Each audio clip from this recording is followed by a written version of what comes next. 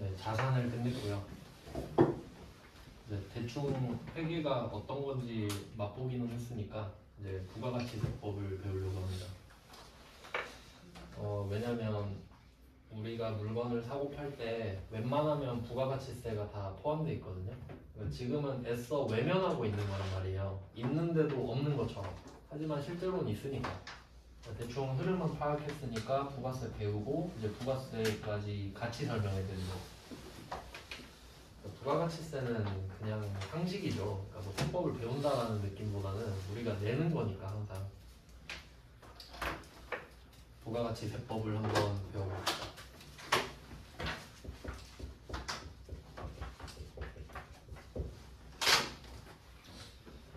일단 내국세의 종류는 25개입니다. 그 중에 하나예요. 그럼 부가가치세는 어떤 성격이냐? 소비세.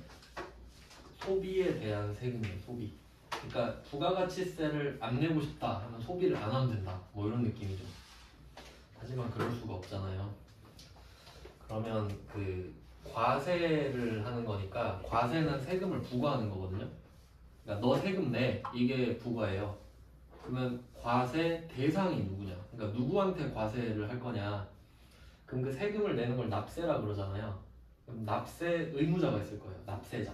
납세자가 누구냐 하면 세법은 항상 납세자가 누군지부터 찾는 거예요. 약간 스무고개 하는 느낌인데 우리가 지나가다가 부가가치세라는 애를 봤어요. 지나가다가 부가가치세가 있는 거야. 그럼 세금이니까 혹시 물어봐요. 야 이거 누가 내는 거야? 라고 물어보니까 그 대상이 지금 나오는 거죠. 납세자는 사업자입니다.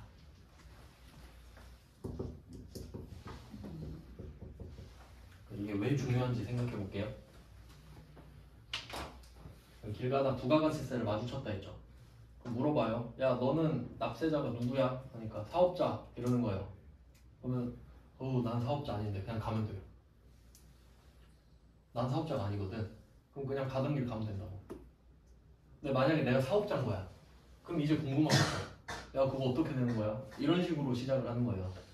그러니까 일단 세법을 배울 때는 누가 내는지부터 알아야 된다고요. 그럼 부가가치세는 사업자가 냅니다. 그리고 여기서 납세라는 말 있잖아요. 납세. 납세는 그 기관 국세청 아시죠? NTS. 내셔널 텍스 서비스. 그러면 국세청이 국세를 걷는 관청이거든요. 국세를 걷는 곳이에요. 그럼 국세청이 다 할 수 없으니까 밑에 지방국세청이 있고 그다음 세무서가 있거든요. 그러니까 우리는 지금 전남국세청 있죠. 전라남도 국세청 아래에 세무서가 있어요. 세무서 들어보셨죠? 이 앞에 광주세무서 있죠. NC웨이브 앞에 저기 서광주 세무서 있고 북광주 세무서 있고 그리고 저기 그 광산구에 하나 생겼어요. 광산세무서라고. 그러니까 광주는 4개예요. 근데 예를 들어 담양군 같은 경우는 세무서가 없거든요. 그럼 내가 담양에서 사업을 해도 광주 쪽 와서 뭐 내야 되는 거지. 어차피 뭐 인터넷으로 하면 되지만 그냥 관할 구역은 그렇게 정해져요. 그 세무서랑 국세청이랑 같다고 보시면 됩니다. 어차피 여기서 그냥 올려주는 거니까. 그럼 이게 납세는 뭐냐? 세무서에 가서 내는 걸 납세라 그래요. 그러니까 사업자는 이 부가가치세를 직접 가서 낸다는 소리예요. 그럼 이 말은 여러분이 부가가치세를 세무서 가서 낸 적 있어요? 없죠. 그럼 납세자가 아니라서 그래요. 그럼 납세자가 아닌 건 알겠는데 부가세를 내고 있죠, 여러분은. 그건 부담한다고 하는 거예요. 부담은 하죠. 5,000원짜리 밥 먹으면 500원 부가세가 붙는단 말이에요. 그럼 내가 5,500원을 내야 되잖아요. 근데 500원을 부담은 했는데 낸 적은 없잖아. 세무서에 내러 간 적은 없잖아요. 그러니까 우린 납세자는 아니에요. 담세자지. 뭐 그런 식이에요. 그러니까 말장난 같긴 한데 어쨌든 우린 납세자가 아니란 거죠. 이해되셨죠? 자, 뭐 이런 느낌인데 그럼 사업자가 내는데 어떻게 내는지 볼게요. 일단 오늘은 특징을 볼 겁니다. 특징. 부가가치세 특징. 특징은 첫 번째 국세. 간단한 거부터 할게요. 국세다. 국세청에 내야 되는 겁니다. 그러니까 세무서에 내러 가면 국세거든요. 근데 자동차세 같은 거는 저기 구청에서 날라와요. 구청은 국세청은 아니죠. 지방자치단체잖아요. 그래서 국세 반대는 지방세예요. 여러분은 세금을 두 군데 내셔야 됩니다. 대한민국 국민으로서 국세를 내고 광주광역시민으로서 지방세를 내야 됩니다. 지방자치단체 제도이기 때문에.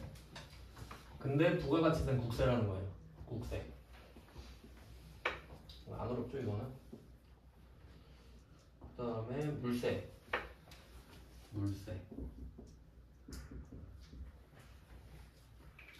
물세는 물건이란 뜻입니다. 이게 반대는 인세예요. 물건, 사람. 인세 같은 경우는 그 소득세가 예로 들 수 있거든요. 인세는 인적 사항을 고려하는 세금이에요. 이 말은 연말정산 들어봤죠? 내가 월급 받는 거 소득세 대상이잖아요. 소득이니까. 그러면 연말정산할 때 가족이 몇 명이에요? 뭐 이런 거 하죠. 그럼 가족이 많을수록 부양가족이 많을수록 세금을 덜 받겠다는 소리죠. 그러니까 부양가족이 많다는 소리는 내 돈으로 살아가는 사람이 많다는 소리거든요. 그럼 돈을 많이 쓰고 있겠지. 그러니까 세금을 덜 내게 해주겠다고. 그럼 그건 인세예요. 이해되셨죠? 근데 부가가치세는 혹시 편의점 여러분 갔을 때 가족 몇 명인지 물어봐요? 안 물어보죠. 왜냐면 물건의 가격이 정해지니까. 인적사항을 고려하지 않는다는 소리예요. 물세는. 그냥 네가 1,000원짜리 샀으면 100원 더 내라 이거예요. 가족 수랑 상관없지. 소비세니까. 자, 그러면 이 물세에서는 단점이 하나 생겨요. 세금에서 역진성이라는 말이 있거든요. 역진성.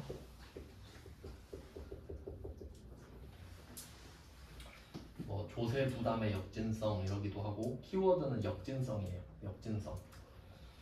딱 느낌 보면은 거꾸로 나간다 약간 이런 느낌이에요. 역으로 간다고. 기본적으로 역으로 가면 안 좋다는 느낌 아닙니까? 그냥 안 좋은 느낌이죠. 이게 무슨 뜻이냐면, 세금에서 역진성을 말하면은 둘 중에 하나로 보시면 돼요. 첫 번째는 돈이 많은데 세금을 안 낸다. 그러니까 돈이 많은데 세금을 막 조금 낸다 이런 느낌이나, 아니면 돈이 없는데 세금을 많이 낸다.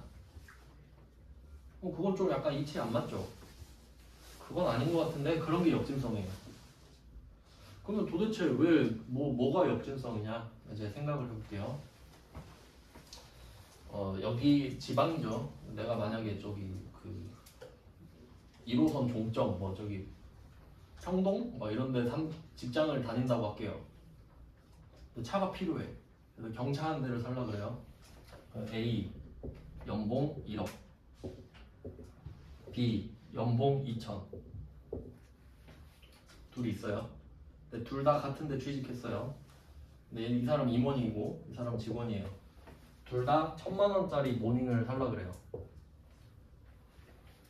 똑같이 한 대씩 살 거예요. 부가가치세가 100만원이 붙습니다. 10%니까.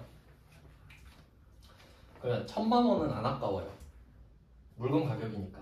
1,000만원 주고 1,000만원짜리 차를 얻은 거니까. 근데 100만원은 생돈이죠. 이게 아깝잖아요. 그러면 봐봐요. 둘 다 똑같이 100만원 날렸죠? 그럼 누가 더 데미지가 커요? B가.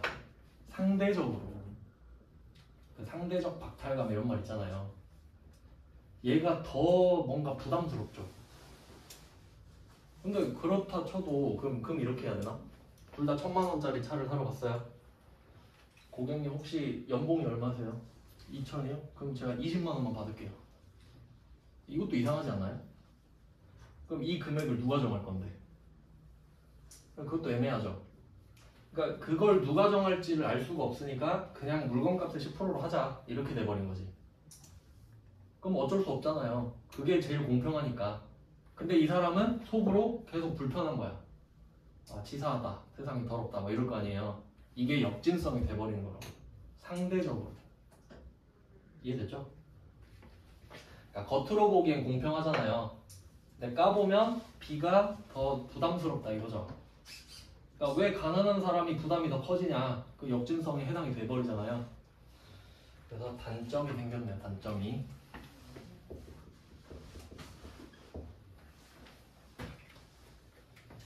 그럼 알고 있겠죠? 법 만들 때 이미. 돈 없는 사람은 더 불쌍하다 이렇게 돼버리잖아요. 근데 부가세를 안 거둘 수는 없잖아요. 그럼 어떻게 할 거냐? 좀 완화를 시켜주자.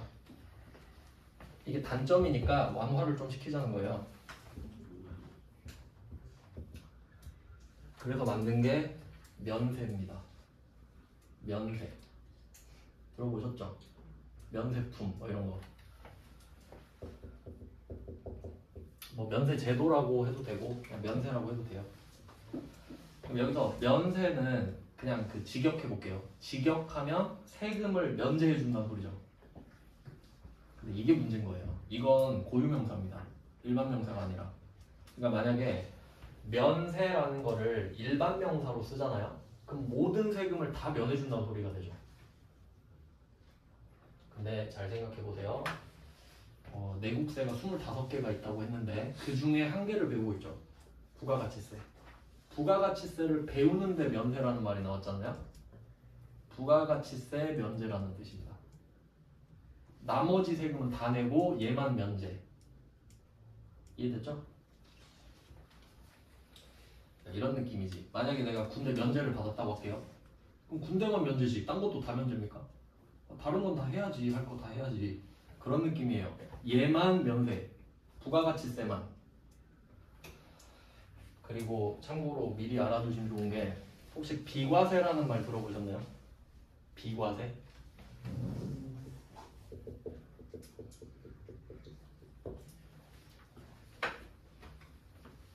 요거 뜻을 한번 봅시다. A라는 사람한테 국세청 있죠? 국세청이랑 지자체가 있어요. 그러면 얘네들이 세금을 부과하는 거예요. 부과. 야 세금 내. 세금 내. 부과했죠? 그럼 이게 과세예요. 세금을 부과했잖아.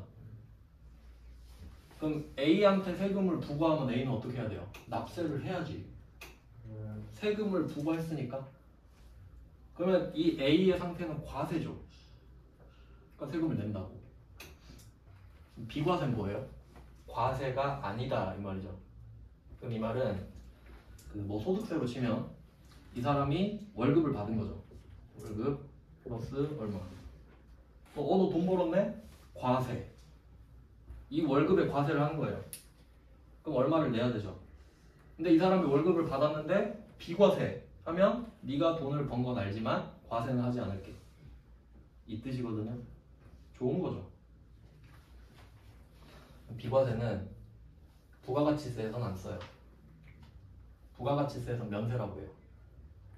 그러니까 면세라는 말이 있잖아요. 면세는 소비세에 대해서만 쓰는 말이거든요. 그러니까 만약에 가만히 있다가 뜬금없이 누가 면세 이러잖아요. 그럼 아 부가가치세 면세구나 이래야 돼요. 이해됐죠? 그러니까 고유명사라고 그랬잖아. 부가가치세 면세.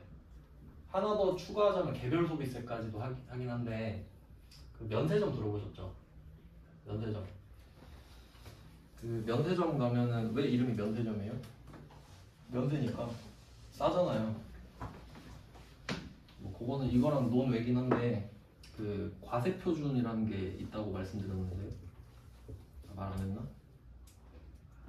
과세표준? 자동차세 이야기 하지 않았어요? 안 했나? 그 과세가 세금을 부과하는 거랬잖아요. 그럼 기준이 있겠죠?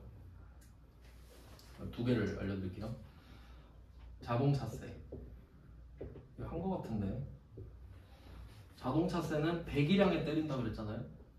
그럼 자동차세 과세표준은 배기량이에요. 배기량이 크면 세금 많이 내세요 이거거든요. 그럼 부가가치세는 너 얼마짜리 샀어? 1000만 원이요. 그럼 부가세 100만 원 할게. 가격에 때리죠. 이 1000만원 물건 가격에 때리죠. 여기서 물건 파는 걸 공급이라고 그러거든요. 공급. 그럼 그 공급한 물건의 가격을 공급가액이라 그래요. 공급가액. 그래서 부가가치세는 공급가액이 돼요. 1000만원을 기준으로 삼겠다 이거지.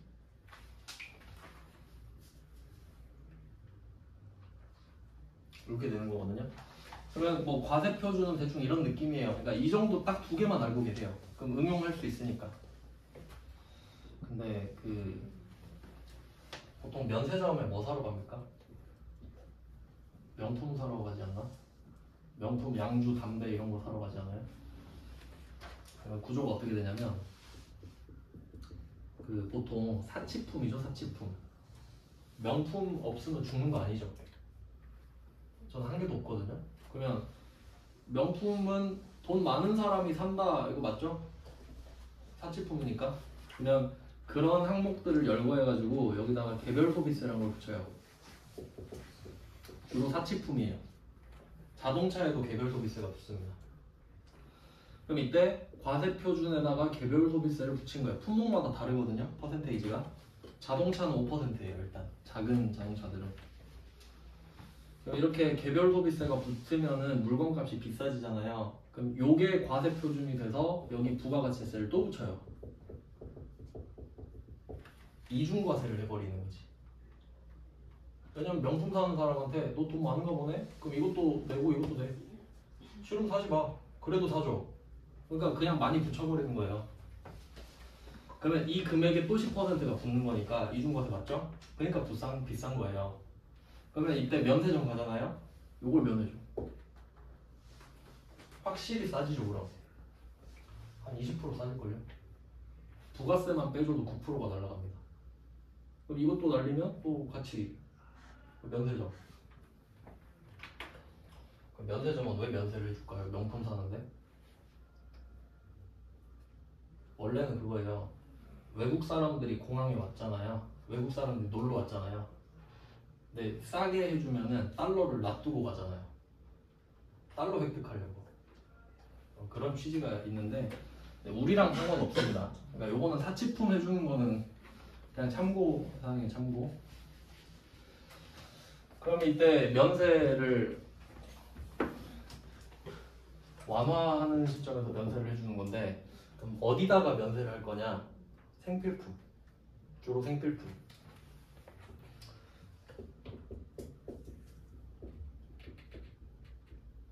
자, 한번 생각을 해볼게요. 역진성이 있다는 것까지 이해하셨죠? 그러니까 소득이 적을수록 부가세에 대한 부담이 커지는 구조를 이해를 했습니다. 그러면 주로 저소득층이 사는 물건들이죠. 주로 저소득층이 사는 물건을 딱 정해서 부가세를 빼버리는 거예요.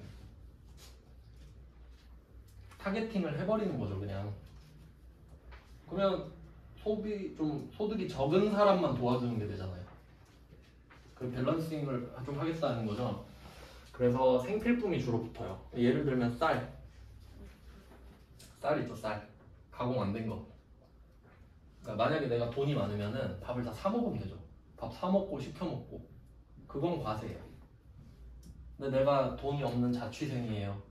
그럼 쌀을 사서 해 먹어야 되죠. 그럼 쌀에는 부가세를 안 붙이겠다. 그럼 내가 목이 말라서 물을 마셔야 돼요. 근데 생수도 사치죠. 생수 사 먹을 수도 있는데 생수 다 사 먹는 건 아니잖아요. 그럼 나는 생수 사 먹는 게 아까워. 그럼 수돗물 마실 수 있죠. 수돗물 면세. 생수는 과세. 그러니까 이 면세 키워드는 미니멈이에요. 미니멈. 최소한. 최소. 그러니까 장르별로 최소죠. 그럼 먹는 거는 쌀, 과일, 야채 이렇게 가요. 미가공 식료품이라고 하는데 먹는 건 중요하잖아요. 그러면 가공이 안 된 먹을 것들은 부가세를 뺄 테니까 그럼 돈 없으면 그걸 사 먹든가. 그러니까 이런 느낌이고 물도 돈 없으면 수돗물 마셔라. 이렇게 되고 추우면 연탄 떼라. 뭐 이런 느낌이에요. 연탄 면세거든요. 뭐 그런 느낌이야. 최소. 그래서 뭐 항목은 다음에 좀 알려드리고 주로 생필품이 있다고 알고 계시면 됩니다. 그러니까 이 흐름을 좀 기억을 하시면 좋을 것 같아요. 왜냐면 이게 시험에 나올 수 있거든요. 그러니까 부가가치세에서 면세를 왜 만들었게? 이렇게 물어볼 수 있죠. 그럼 답을 한다면 부가가치세 특징 중에 물세라는 애가 있는데 걔가 결과적으로 역진성을 만들더라. 근데 그걸 완화해야 되니까 만들었다. 그럼 면세가 왜 태어났나요? 하면 답은 역진성 완화. 이게 답이에요. 딱 이거 알고 있으면 끝입니다. 그냥 사지선 다 나오면 찍으면 끝나요. 네, 그래서 물세를 알아야 면세를 알 수 있습니다. 이렇게 됐고요. 면세점은 이 취지 아니죠. 면세점 취지랑 상관없죠. 네, 그 다음에 다음이 좀 중요한 거라는데 그림을 그려서 좀 설명을 하겠습니다.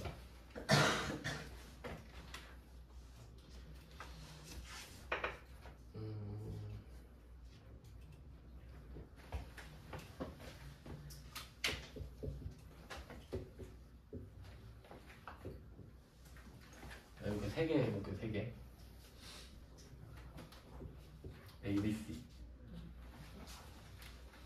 ABC가 있는데 물건을 보낼 거예요.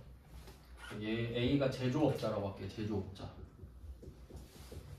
물건을 만들어서 파는 사람. 물건을 제조하면은 떼다가 파는 사람들 있죠. 도소매업. 유통업 하는 사람. 도소매업.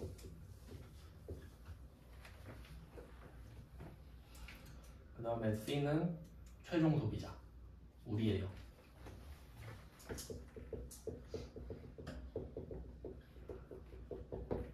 이렇게 됐고, 그다음에 밑에서 국세청이 보고 있습니다. 자, 이렇게 생긴 거예요. 그럼 제조업자가 도소매업자한테 물건을 팔게요. 한 600원에 판다고 합시다. 600원. 그리고 도소매업자는 마진을 붙여서 1000원에 판다고 할게요.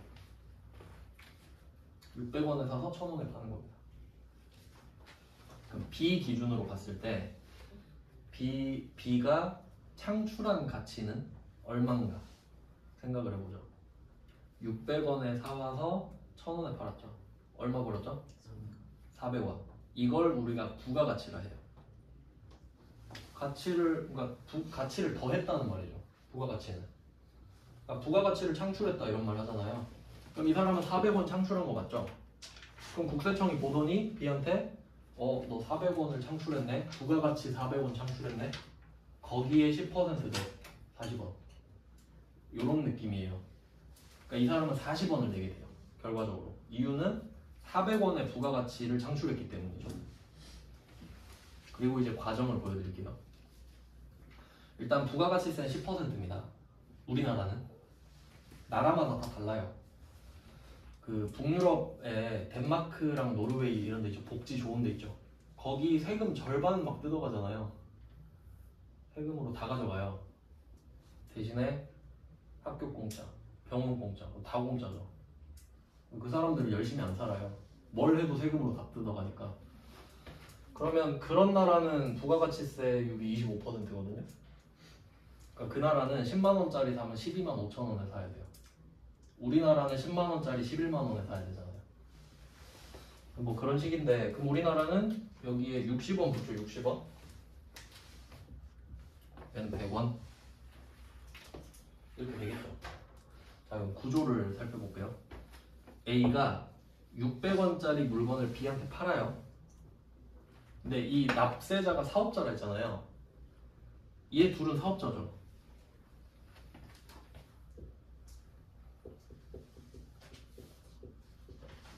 근데 사업자가 뭐냐면, 사업자는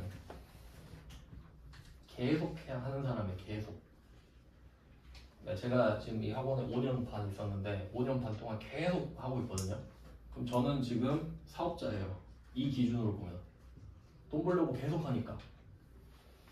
그러니까 중고나라에서 물건을 맨날 파는 사람 있죠. 그 사람도 사업자예요. 사업자 등록 안 해도 사업자예요. 뭐 그런 느낌이에요. 그냥 계속성의 느낌을 보시면 되는데, 그럼 이 사람은 사업자 아니죠. 비사업자.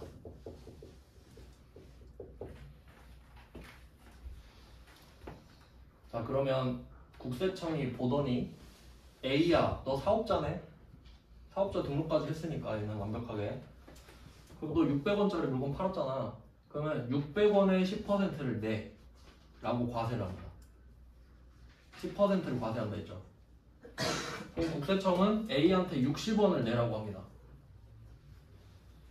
그러면 이 A는 B한테 660원을 달라고 해요. 야, 부가세 내게 60원도 줘. 그럼 냅니다. 그럼 보세요. B는 A한테 660원 주자. 600원은 A의 매출이죠.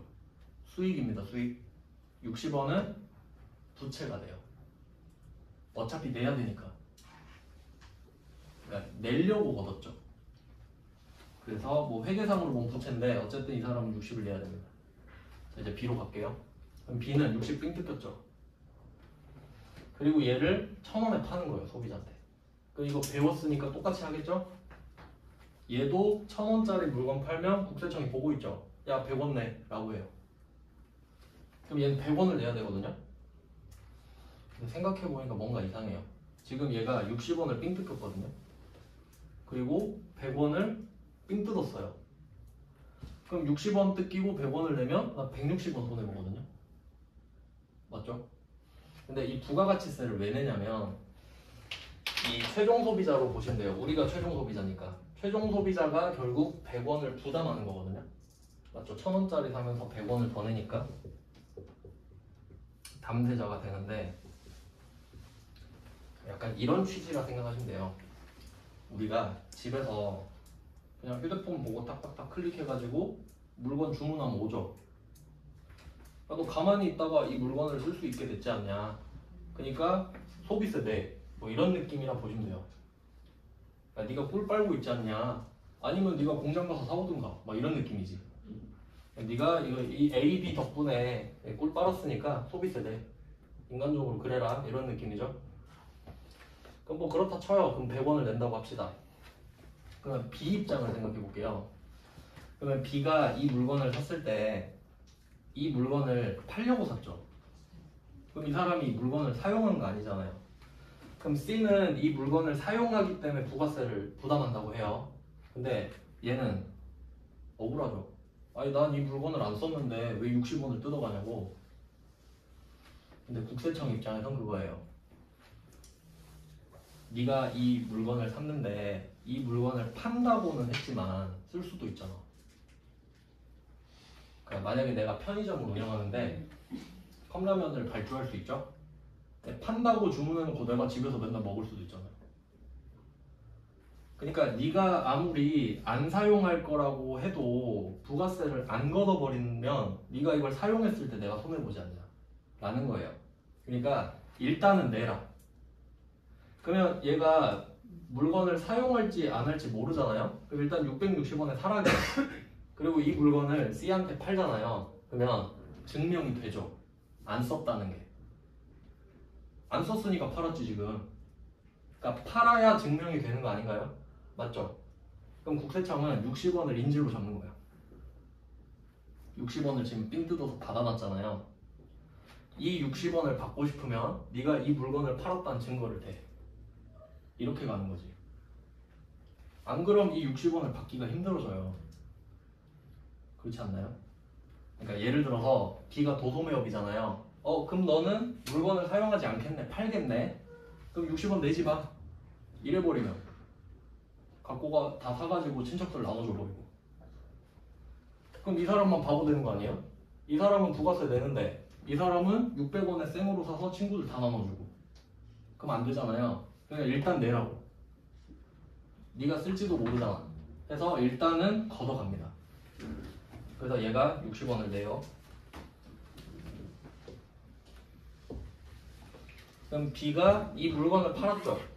그럼 드디어 가가지고 봐봐요. 저 팔았죠. 영수증 보여주면서 진짜 팔았네? 그러면 60원 돌려줄게. 이렇게 돼요. 페이백 해줄게. 너가 손해보면 안 되니까. 그러니까 이거는 사용했을 때 내는 세금이라고 했죠. 그러면 얘가 60원을 뜯어서 냈는데 팔았다는 증거를 대니까 돌려줘. 그럼 어떻게 돼요? 원점이죠. 그럼 B는 안 낸 게 되죠. 삥 뜯겼지만 다시 받았잖아요. 그럼 B는 이 물건을 600원에 산 게 되죠. 이게 포인트예요. 납세자는 분명히 사업자라고 했는데 그럼 지금 B는 사업자니까 세금을 내야 되거든요. 그럼 이제 얼마를 내는지 볼게요. 100원을 뜯었죠. 100원을 내야지. 이렇게 됩니다. 자, 지금 B가 중요하거든요. 여기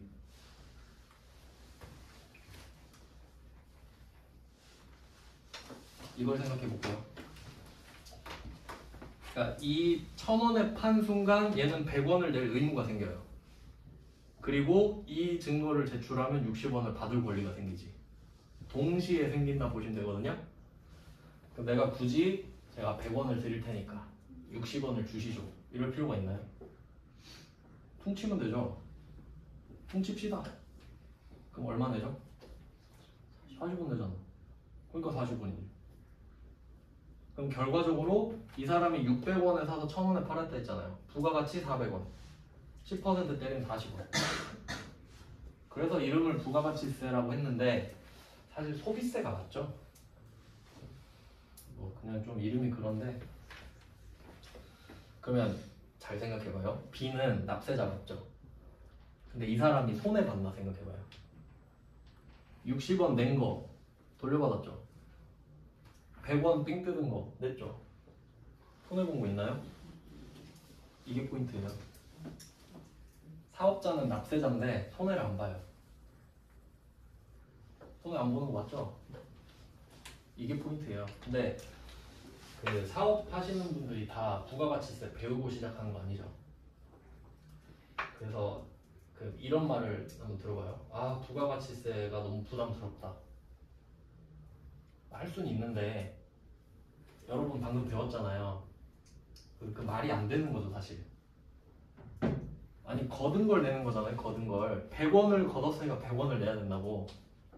그리고 60원을 낸 건 이미 돌려주기도 하잖아요. 근데 왜 부담스럽냐고. 이유는 내가 1000원짜리를 팔 때 1100원을 받잖아요. 이 100원을 써버려 그때.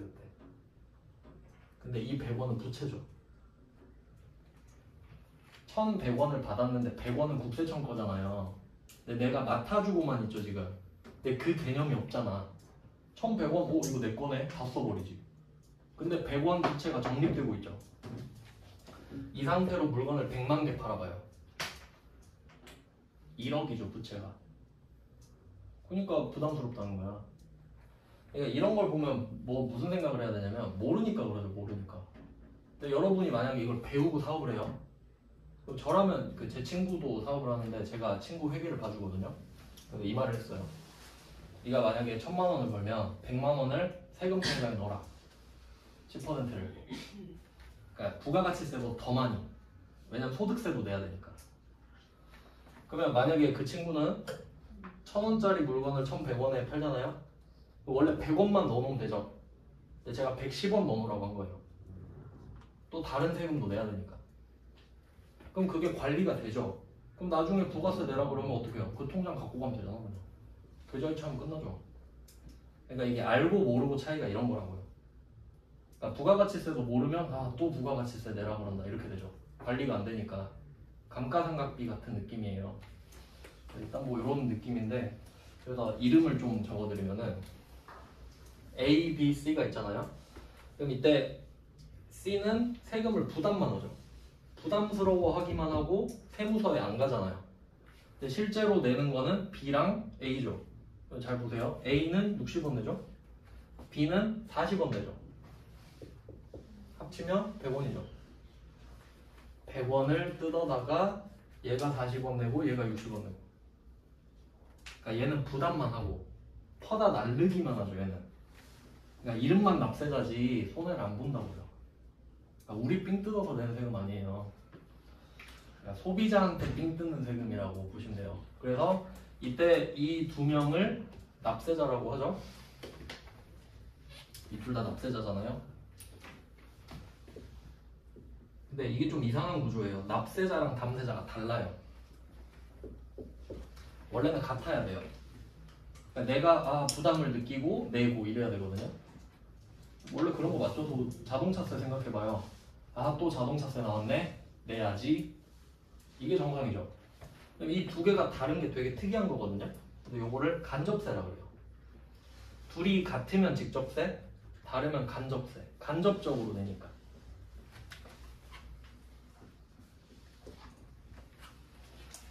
그러니까 만약에 부가가치세가 직접세가 되려면요, 여러분이 편의점 가서 1,000원짜리 물건을 고르잖아요.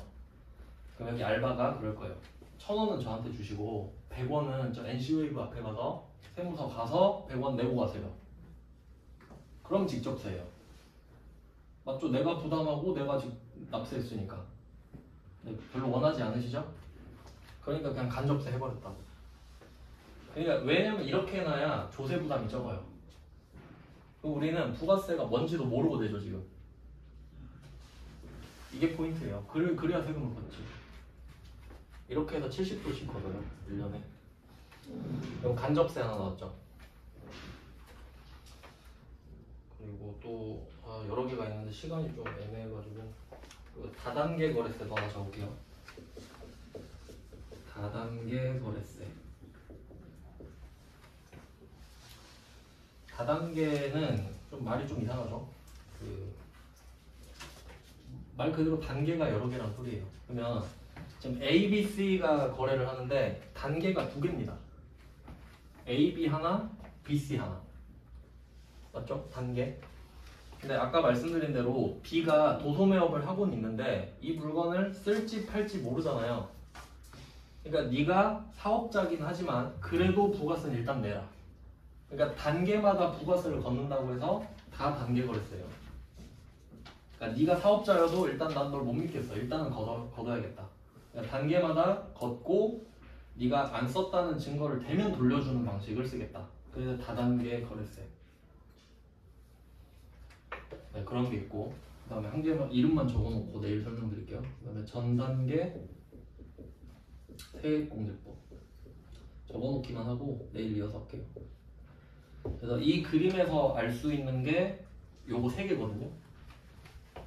요 두 개는 설명을 내일 해드릴게요. 시간이 없으니까. 네, 오늘은 여기까지 하겠습니다. 고생하셨습니다. 네, 고맙습니다.